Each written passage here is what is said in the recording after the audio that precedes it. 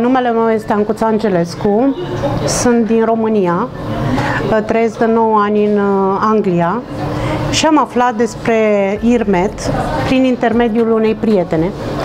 După care am decis să verific pe internet review-urile și să fac research cu privire la acest spital. De ce? Din cauza greutății. Am tot încercat să pierd kilograme, dar nu am reușit.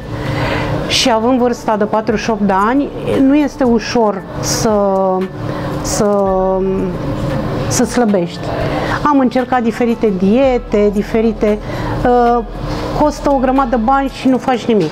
Revii la greutatea pe care ai avut-o, poate chiar mai multe kilograme. Așa că am decis să vin în acest spital. Credeți-mă, nu aveți nimic de pierdut. Dacă sunteți în situația mea și aveți kilograme în plus, nu ezitați să veniți la IRMET. IRMET e miraculos. Deci oamenii de aici, serviciile de aici sunt de înaltă calitate.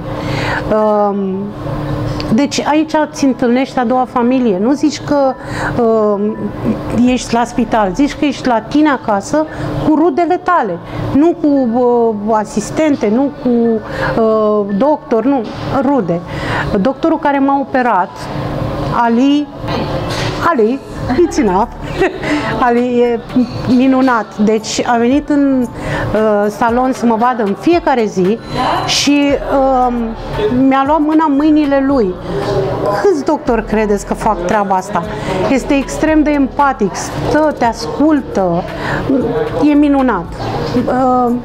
De la femeia de servici, femeia care îți aduce mâncare, asistentă, recepționeră, toți sunt de nota 20, de nota 100.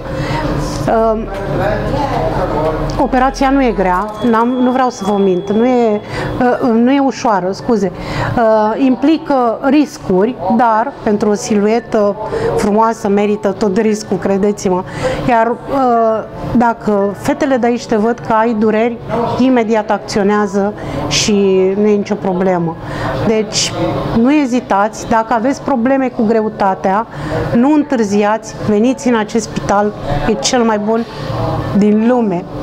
Mulțumesc! Teşekkür ederim. Thank you very much.